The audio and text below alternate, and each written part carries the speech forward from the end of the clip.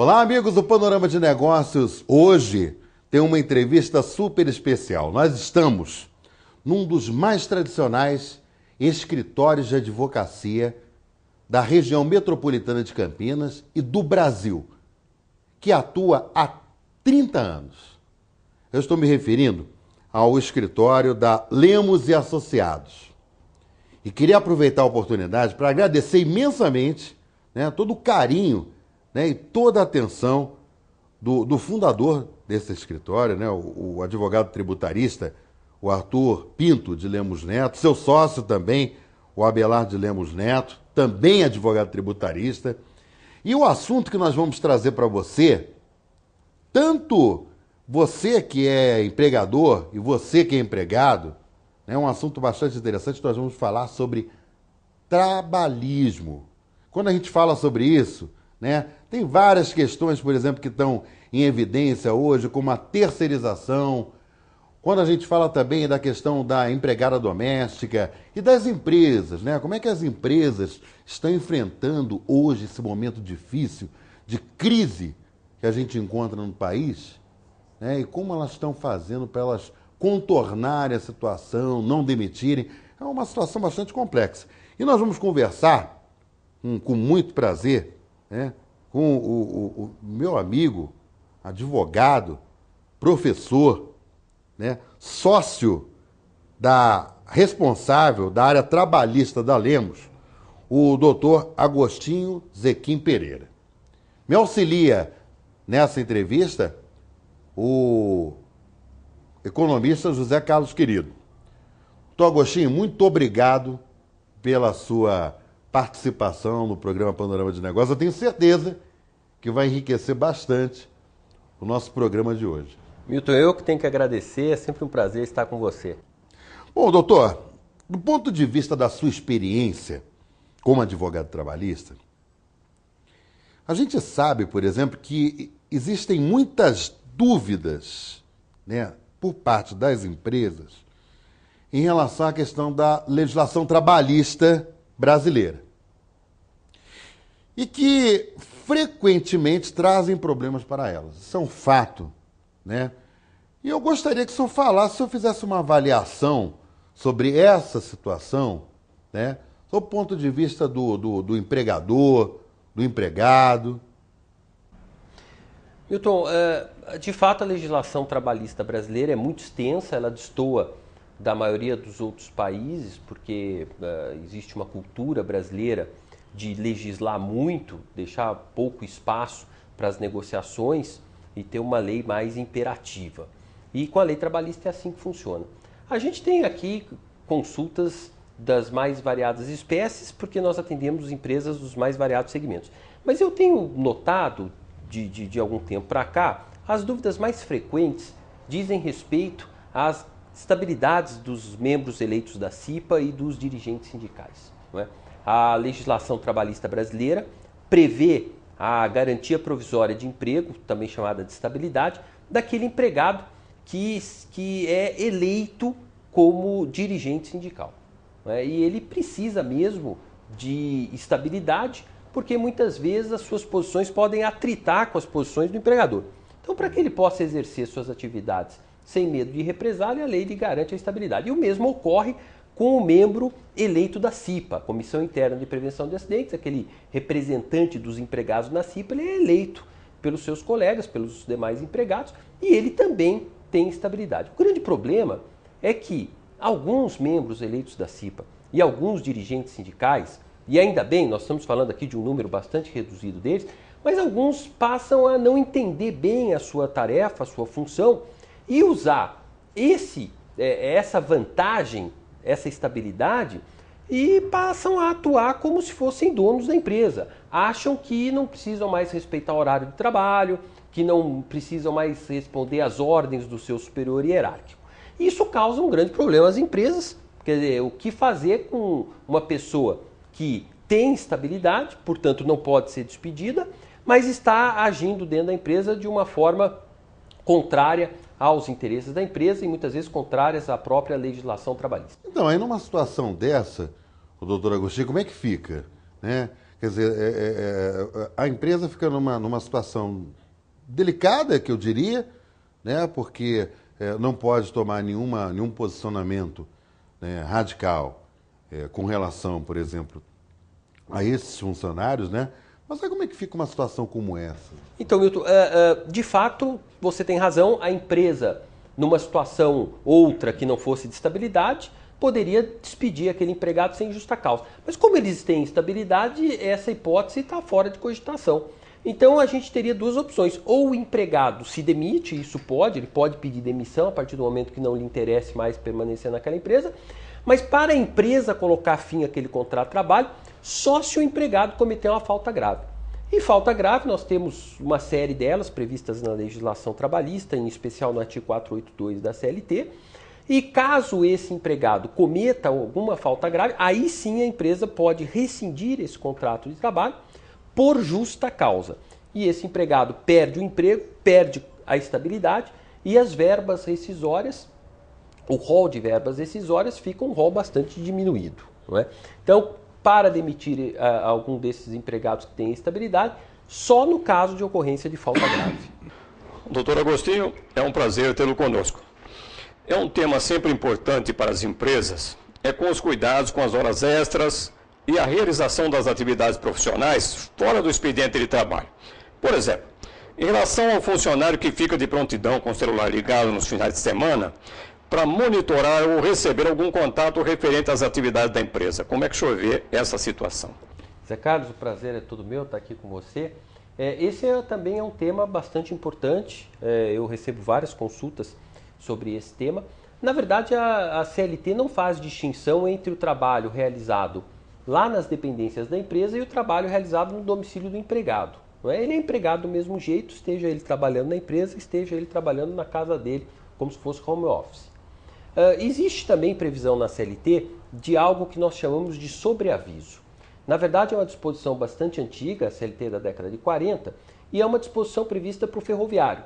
Então, é aquele empregado da estrada de ferro que permanece em sua própria casa, aguardando a qualquer momento o chamado para o serviço. A isso a lei trabalhista deu o nome de sobreaviso. Então, para não ficar num extremo de não pagar salário porque ele está em casa, mas também não deixar de pagar alguma coisa, porque, muito embora ele esteja em casa, ele está com a sua liberdade de locomoção reduzida, porque ele está aguardando a qualquer momento o chamado do empregador, a CLT resolveu criar um pagamento sui generis desse sobreaviso à base de 1/3 do salário normal. Então, o empregado que está de sobreaviso, ou seja, aquele empregado que está em sua própria casa, aguardando a qualquer momento chamado para o serviço, ele recebe o seu salário à base de 1/3. Então, ele não está trabalhando, mas está recebendo 1/3 do que receberia se estivesse trabalhando. O uso desses meios eletrônicos telemáticos, como o aparelho celular, como o rádio, como o próprio computador pessoal, esses equipamentos eletrônicos, essa modernidade toda trouxe alguma alteração na jurisprudência trabalhista.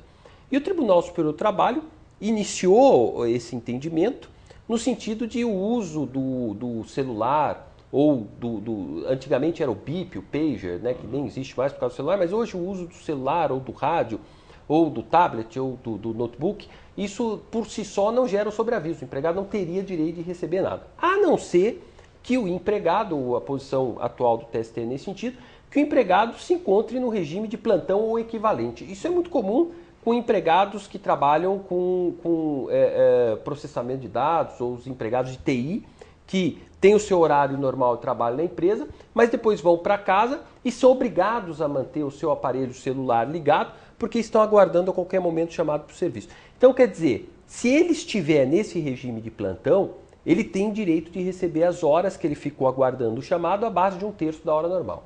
Agora, nós não podemos generalizar. Ou seja, não é porque a empresa forneceu um aparelho celular para o empregado que nós já podemos afirmar que ele está de sobreaviso e que a empresa deve pagar alguma coisa. Não, é muito mais complexo e tem que estar em plantão para receber isso. A prontidão fica um pouco severa nesse caso. Fica um pouco, fica. Agora veja bem, o doutor Agostinho, tem uma situação que está acontecendo hoje que é bastante preocupante. E eu imagino, né, que muitas empresas devem acionar o senhor, devem fazer consultas. uma situação econômica muito difícil. Né? E muitas empresas, por exemplo, elas têm a necessidade de conter seus gastos e normalmente se pensa logo assim, não, vamos pensar em demissão. Né? Só que hoje a postura é diferente, né? Para a empresa, por exemplo, não é saudável, não é interessante para ela demitir um funcionário, porque muitas vezes ela investe naquele funcionário, né? Se você manda aquele funcionário embora, você tem que recontratar novamente, fazer um novo trabalho junto a esse funcionário, para que ele se adapte dentro da situação da empresa. Então, quais são as alternativas, por exemplo, né, que a Lemos tem apontado, né, para aquele empregador que não quer demitir, mas que ele vê que está difícil, por exemplo, de continuar a jornada, né? Milton, nós vimos, de fato, no começo desse ano, houve um aumento muito considerável de consultas a respeito desse assunto. Né? A gente consegue verificar muitas vezes um desânimo dos empresários e muitos deles precisando de medidas drásticas para conter as suas despesas e continuarem no mercado. A primeira coisa, você está correto na sua observação, a primeira coisa que as empresas pensam é na demissão. Eu vou reduzir o meu quadro, vou economizar com a folha de pagamento de salário. Mas ocorre exatamente isso. Se de repente o mercado toma fôlego e ele precisa contratar de novo, ele tem que treinar de novo e tudo isso é um estresse desnecessário. Então existem medidas que você consegue combater. Por exemplo, férias coletivas. Muitas empresas lançam mão das férias coletivas. É interessante, principalmente quando a empresa está com uma produção baixa, ela está com o estoque já está sobrecarregado, ela não tem necessidade mais de produzir naquele volume. Ela, em algum determinado momento, ela vai ter que conceder férias para os seus empregados, que é um direito de todos. Então ela aproveita e une o útil ao agradável. Eu vou ter que conceder férias, vou aproveitar o momento da empresa que eu não preciso produzir tanto, coloco os empregados em férias. Essa é uma medida alternativa às demissões. Existem outras, por exemplo, suspender os contratos de trabalho para que o empregado faça algum curso de aperfeiçoamento profissional. Não é? Isso já depende do aval do sindicato, a suspensão pode ser de 2 a 5 meses, e aí a empresa não precisaria pagar os salários nesse período enquanto o empregado estivesse lá se atualizando profissionalmente. Não é? Mas como isso depende de negociação sindical, muitas vezes os sindicatos exigem que durante esse período a empresa faça algum tipo de pagamento, até porque durante esse período o empregado continua tendo que pagar aluguel, comprar comida, então não dá para ficar sem receber salário. Então é uma alternativa, mas é um pouco mais difícil de negociar com os sindicatos. E uma outra também, prevista na Constituição Federal, é a própria redução de salários. Não é? A empresa pode estar num momento muito difícil e à beira de fechar. Então a empresa que está lá à beira de fechar pode procurar os sindicatos, também depende da negociação sindical, e negociar coletivamente uma redução de salários, muitas vezes atrelada à redução de jornada. Então os empregados trabalhariam menos horas e receberiam um salário proporcional àquela quantidade de horas. Isso também depende de negociação sindical, mas também é uma forma alternativa de você evitar demissões. Olha, gente, nós vamos para um rápido intervalo comercial e daqui a pouquinho a gente volta a conversar com o doutor Agostinho Zequim Pereira, né? Ele que é sócio responsável da área trabalhista da Lemos e Associados, tradicional escritório de advocacia de Campinas do Brasil. É rapidinho, a gente já volta. Até lá.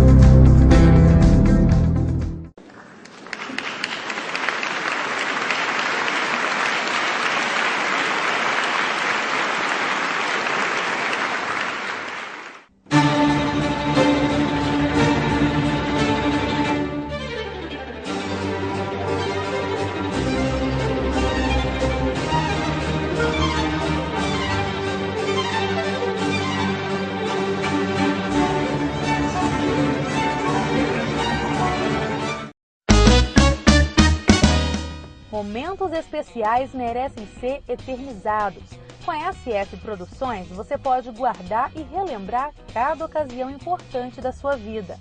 Casamentos, aniversários, festas de formatura, além de vídeos institucionais e produção de documentários. Tudo com tecnologia e muito profissionalismo. SF Produções, ajudando você a reviver os melhores momentos.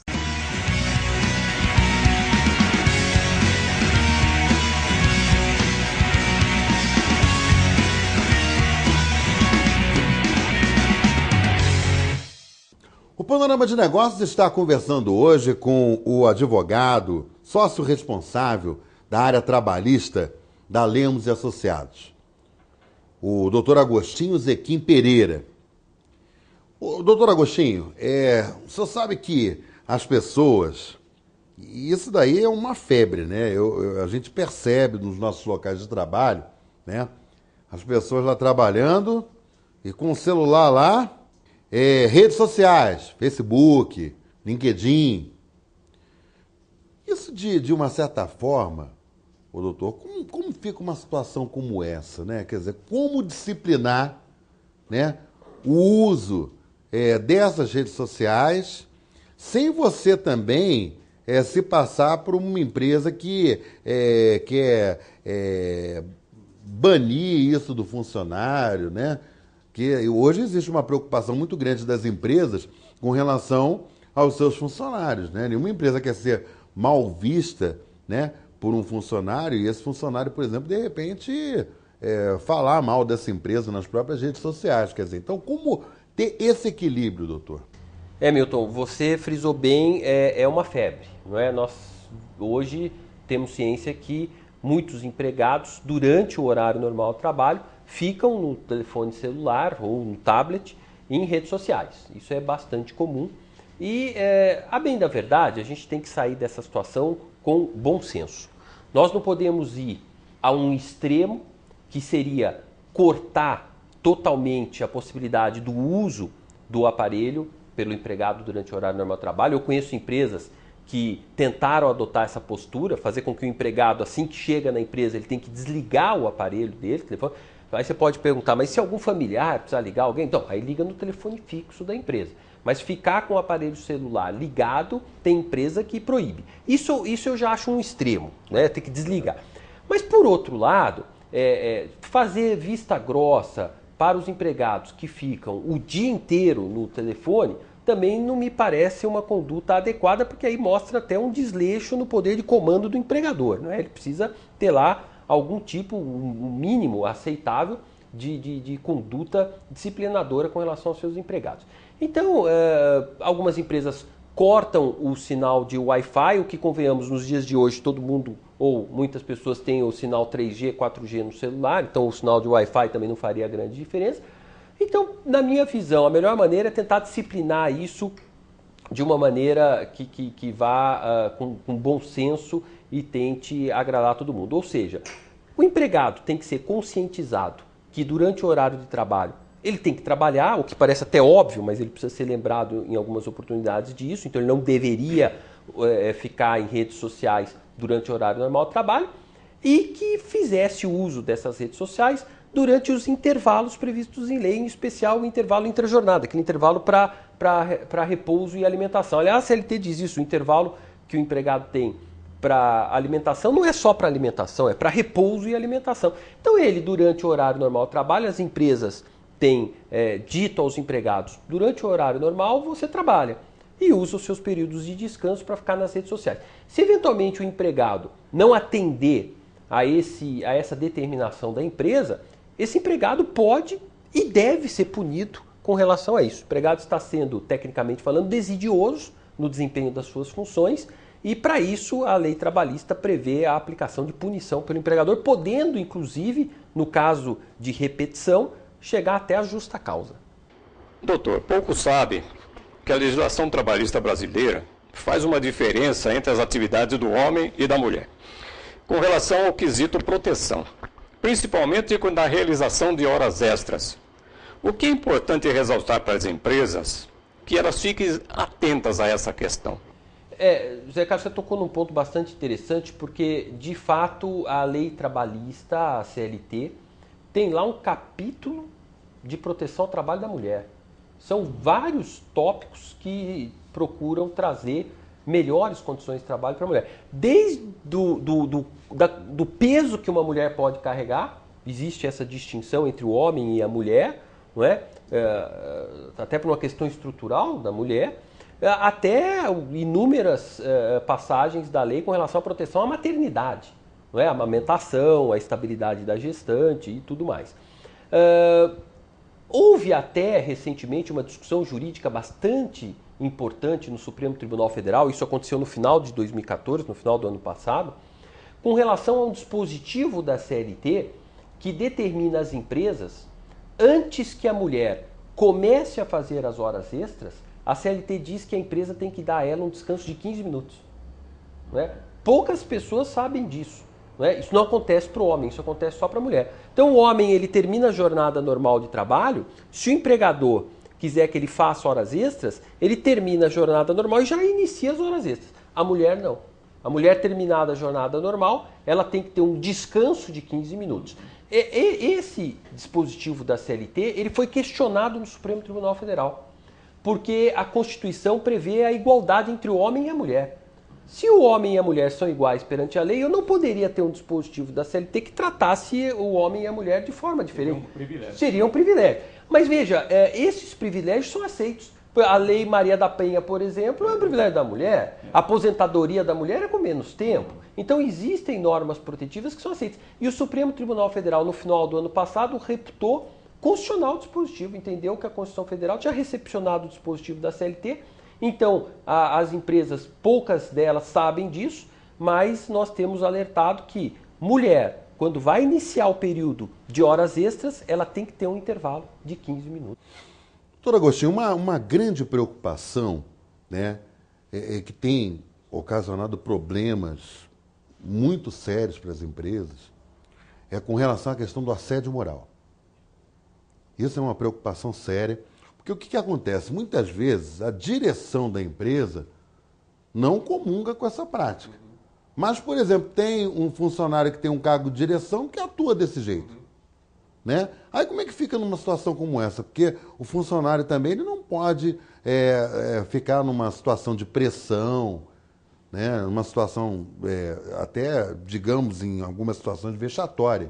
Né? Como é que fica uma situação dessa, quer dizer, desse empregado intermediário que tem um cargo, de repente, de gerência ou de direção, que muitas vezes faz isso, acaba comprometendo a empresa e também traz mal-estar dentro da empresa, né? Isso é, dentro da nossa história do direito, algo relativamente novo, que é a possibilidade de alguém postular judicialmente o pagamento de uma indenização por um dano moral, um dano psíquico. Porque até pouco tempo a gente só entendia como reparável o dano material. Não é? Então, alguém bateu no seu carro, amassou o carro, teve um dano material, você postula lá uma indenização por esse dano material. Mas a Constituição Federal prevê a possibilidade de uma indenização por um dano moral, um dano psíquico.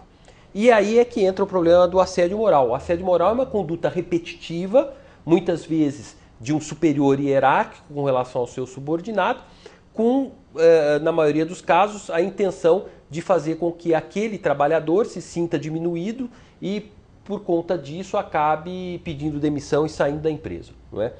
Isso a gente sabe que acontece. As empresas precisam coibir isso, porque não adianta nada a empresa não comungar com essa atitude, mas um de seus prepostos assim agir. Porque a empresa responde pelo ato de seus prepostos. Então, se eu escolhi um gerente e o gerente assedia moralmente o seu subordinado, a empresa vai ter que pagar, porque ela fez uma má escolha. Contratou um gerente assediador. Então, essa má escolha da empresa faz com que ela seja responsável. Como é que as empresas fazem para sair dessa situação?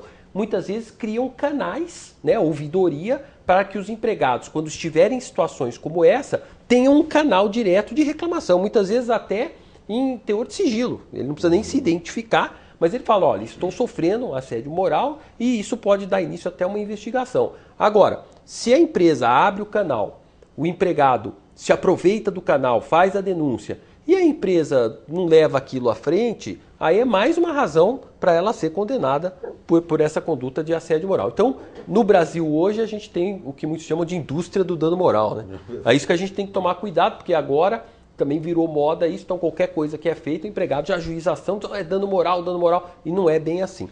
Agora, condutas como essa, elas são previstas na lei e podem gerar uma indenização. Agora, meu amigo, doutor Agostinho Zequim Pereira, nós vamos falar sobre um assunto agora, né, que está em voga, terceirização. Está dando um pano para a manga, tem central sindical que concorda, tem central sindical que não concorda, entendeu? Tem gente que acha que vai perder direitos trabalhistas. Na sua avaliação, né, como é que está essa questão da terceirização? Milton, de fato, essa é a bola da vez hoje, né? Então, todo mundo fala sobre terceirização. Nós estamos aqui muito próximos de uma reviravolta desse assunto hoje, porque a terceirização é um fenômeno mundial e irreversível. Ela não é algo criado no Brasil, ela existe há muito tempo e ela movimenta cifra de trilhões de dólares no mundo inteiro. E, infelizmente, no Brasil, muito embora a terceirização exista há muito tempo, ela é definida apenas e tão somente por uma súmula do TST, ou seja, é a jurisprudência que define algo tão grandioso como a terceirização. E a definição que o Tribunal Superior do Trabalho deu através da súmula 331 sobre terceirização não vem agradando. Não é? Segundo o entendimento do Tribunal Superior do Trabalho aqui do Brasil, eu posso terceirizar, eu posso submeter algum tipo de tarefa a um terceiro, desde que aquela tarefa seja algo que não está ligado aos fins principais da empresa. É o que o TST chama de atividade fim e atividade meio. Sim. Então, a atividade fim da empresa, aquela atividade para a qual a empresa foi constituída, essa só pode ser ocupada por empregados. Aquelas atividades que estão ao redor, o que a gente chama de atividade meio, essa pode ser terceirizada. Então, eu vou te dar um exemplo, Milton. Imagine uma metalúrgica cuja atividade fim é produzir peça para o setor automobilístico. O torneiro mecânico, ele realiza atividade fim, então ele não pode ser terceirizado, ele tem que ser empregado.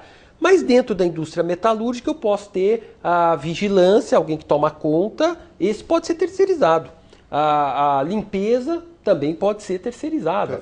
O cafezinho, o restaurante pode ser terceirizado porque é atividade meio. O que tem desagradado muita gente.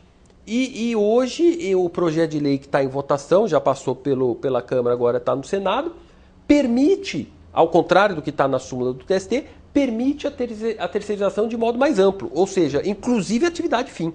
Não é? E esse é o ponto que está gerando bastante polêmica. Não é? Será que isso vai precarizar as relações de trabalho, os empregados vão perder direitos trabalhistas? Na Câmara já foi uma discussão bastante ferrenha, mas a coisa se intensificou no Senado. Não é? Estávamos tomando um caminho e para você ter uma ideia, o Senado hoje, antes da votação, isso está no site do Senado, uma opinião pública, quem quiser entra no site do Senado e pode votar se ele acha que a terceirização é boa ou é ruim.